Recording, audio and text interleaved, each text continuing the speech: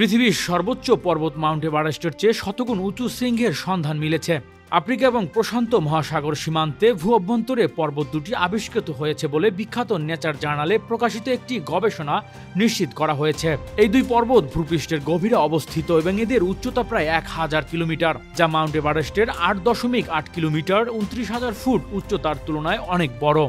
গবেষকদের অনুমান, এই পর্বত দুটির বয়সকাল কমপক্ষে 50 কোটি বছর, তবে এগুলো পৃথিবীর গঠনের সময় অর্থাৎ 400 কোটি বছর আগে হতে পারে। কেউ সুনিশ্চিতভাবে জানে না এগুলো কি এবং এগুলো অস্থায়ী কোনো ঘটনা কিনা, নাকি লক্ষ কোটি বছর ধরে নির্দিষ্ট স্থানে অবস্থান করছে, এমনটি জানিয়েছে গবেষণার প্রধান সিসমোলজিস্ট এবং উক্রেট্ট বিশ্ববিদ্যালয়ের অধ্যাপক ডক্টর আরভেন ডিউস। গবেষণা অনুযায়ী এই দুটি বিশাল আকৃতির কাঠামো পৃথিবীতে অভ্যন্তরে কোর এবং ম্যান্ট্রোরের সীমান্তে আফ্রিকা এবং প্রশান্ত মহাসাগর নিচে অবস্থিত। এগুলো ঘিরে রয়েছে একটি বিশাল আকারের টেকটনিক সমাধি, যা সাবডাকশন প্রক্রিয়ার মাধ্যমে সেখানে গেছে। এই প্রক্রিয়া একটি টেকটনিক প্লেট আরেকটি নিচে চাপা পড়ে এবং প্রায় 3000 কিলোমিটার গভীরায় ডুবে যায়।